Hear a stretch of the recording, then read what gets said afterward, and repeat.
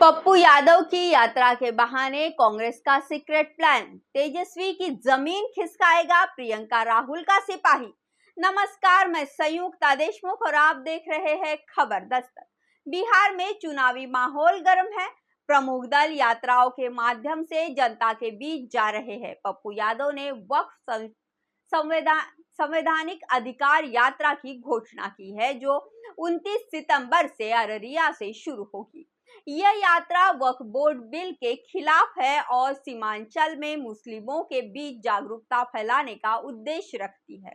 बिहार की राजनीति चुनावी रथ पर सवार हो चुकी है। ये दीगर की बिहार विधानसभा चुनाव अगर समय पर हुए तो अभी काफी देर है।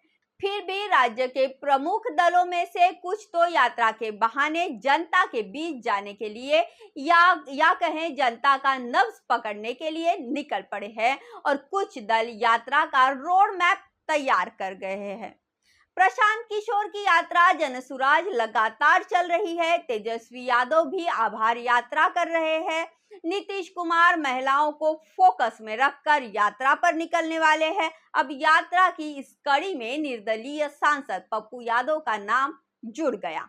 इसके साथ ही बिहार की राजनीति चक्कर घिन्नी की तरह घूम गई। आखिर क्यों परेशान हो गए सत्ता दल, आइए जानते हैं।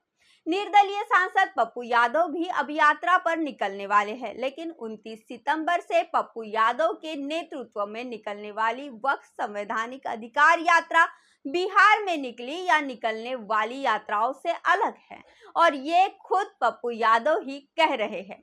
राज्य में जो यात्रा निकली या निकलने वाली है वह सत्ता, सियासत और कुर्सी के लिए है।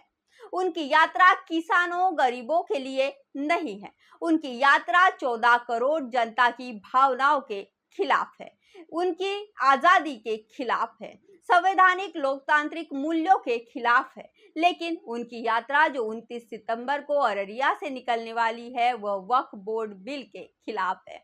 इसको लेकर वह बिहार के वक्फ संवैधानिक अधिकार यात्रा निकालेंगे। पप्पू यादव ने अपनी यात्रा का मकसद बताते हुए सोशल मीडिया प्लेटफॉर्म एक्स पर लिखा है, हर धर्म को अपनी धर्मार्थ संपत्तियों का संचालन करने का संवैधानिक अधिकार है। अकलियत समाज और नागरिक अधिकारों के प्रति जागरूक करने को यात्रा पर निकलेंगे। इस अधिकार यात्रा का मकसद लोगों की राय के अनुरूप संयुक्त संसदीय समिति जेपीसी में शामिल सांसदों को सजग करना है। पूर्णिया के मुस्लिम बहुल इलाके में वक्फ बोर्ड कानून के विरोध में क्यूआर कोड स्कैन अभियान चलाकर मस्जिद, मदरसा से लेकर गली मोहल्ले में क्यूआर कोड चिपकाया गया है और लोगों से आपत्ति दर्ज करने की मांग की जा रही है। इस यात्रा की शुरुआत 29 सितंबर को अररिया से होगी। 30 सितंबर को ये यात्रा किशनगंज पहुंचेगी। 31 सितंबर को ये यात्रा कटिहार, कोसी और सीमांचल होते हुए पटना के गांधी मैदान पहुंचेगी। वहीं संवैधानिक अधिकार यात्रा का समापन होगा।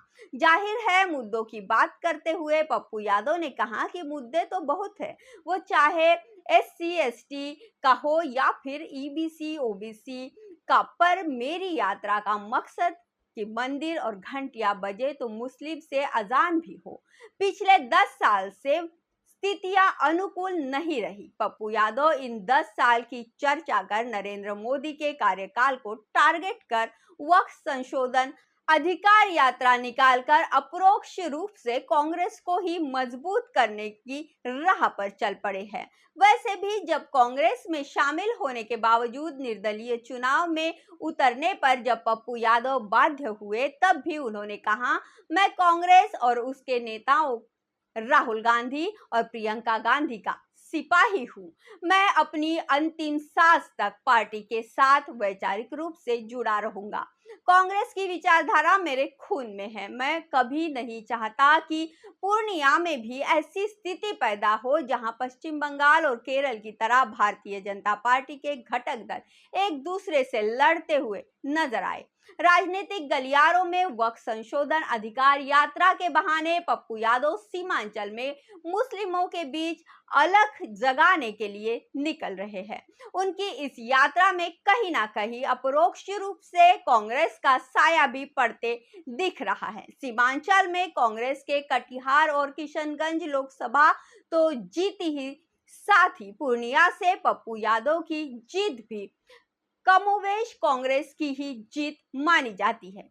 चर्चा ये है कि इस यात्रा के बहाने पप्पू यादव के निशाने पर सीमांचल की तमाम विधानसभा सीटें हैं, जहां से पप्पू यादव अपरोक्ष रूप से कांग्रेस के खेवनहार बन सके।